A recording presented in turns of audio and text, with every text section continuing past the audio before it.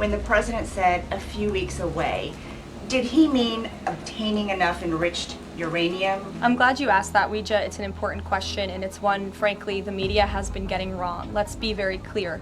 Iran has all that it needs to achieve a nuclear weapon. Today, we're really digging into some pretty crucial updates, stuff on U.S. national security, infrastructure, basically things happening right now that affect you.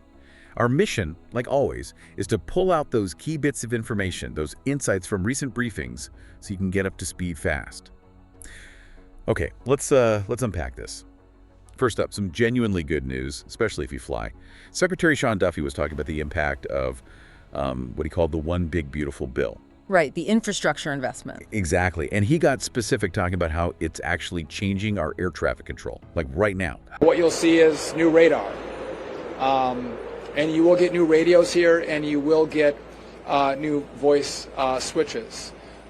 That's part of the $12.5 billion. That's going to happen around the country. We're talking new radar systems, new radios. And those upgraded voice switches, too. They're being put in around the country. So this isn't just, paintwork. These are real upgrades. Oh, definitely not just minor tweaks, no. What's really interesting here, I think, is how these specific things, the radar, the radios, the switches, how they directly impact everyday travel. It's about making things smoother, safer. Future-proofing, really. Future-proofing, how so? Well, our system was under strain, Decades of maybe not enough investment. This bill tackles that head on. So it means better efficiency, better security in the skies, ready for more flights down the line. It's one of those invisible but really fundamental upgrades for you when you travel. Okay, so that's a positive development here, but shifting gears quite a bit. Let's look at the global picture, because there's a much more serious concern. Press Secretary Caroline Leavitt, she recently stated that Iran has basically everything it needs for a nuclear weapon. When the president said a few weeks away, did he mean obtaining enough enriched uranium? I'm glad you asked that, Ouija. It's an important question, and it's one, frankly, the media has been getting wrong. Let's be very clear. Iran has all that it needs to achieve a nuclear weapon. All they need is a decision from the supreme leader to do that. Just waiting on a decision from their supreme leader. That's a stark assessment. She stressed it's an existential threat, not just for Israel, but for the U.S., for, everyone, the whole world. It absolutely is. I mean, that really puts a spotlight on a huge geopolitical tension point. It carries immense weight. Yeah, no kidding.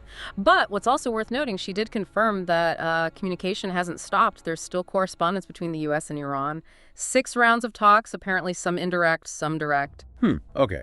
So even with that level of threat, diplomacy is still happening. It seems so. They're still attempting to, de-escalate things through those channels. So given that threat level and the fact talks are happening, what about the U.S. position? The red lines, are they absolutely fixed? Leavitt was pretty clear on this. Very firm demands were outlined. Like what specifically?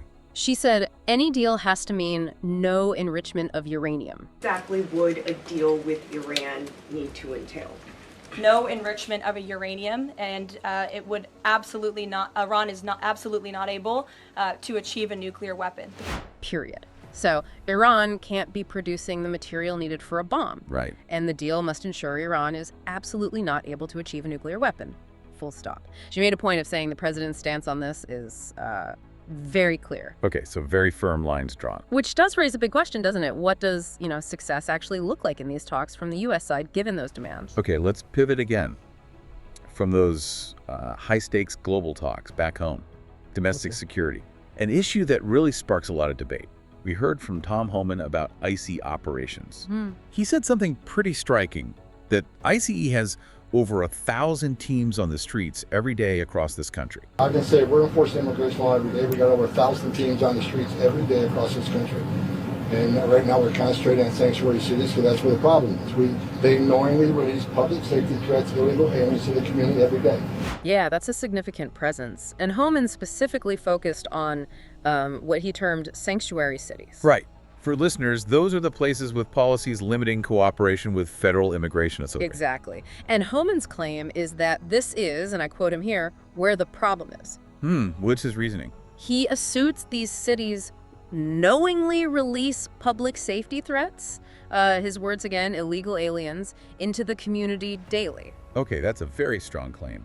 A serious accusation. It definitely represents a very contentious viewpoint on public safety and immigration policy. It touches a lot of nerves. It certainly does. And, for our listeners, it's important to acknowledge this isn't a one-sided issue. These claims spark huge debate. What about the other side? What are the counter-arguments about these sanctuary policies?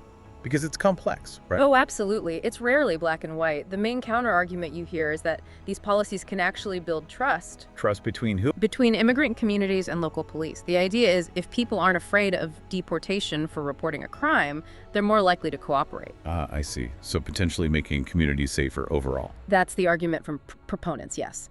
That it ultimately improves safety for everyone. But then you have critics like Homan saying that not fully cooperating with federal enforcement actually compromises public safety. So it really highlights that constant tension, local control versus federal mandates. Precisely. It's an ongoing debate about jurisdiction, safety, and, well, immigration policy itself. So wrapping this up, Yeah. what does all this mean for you? We've covered quite a range today.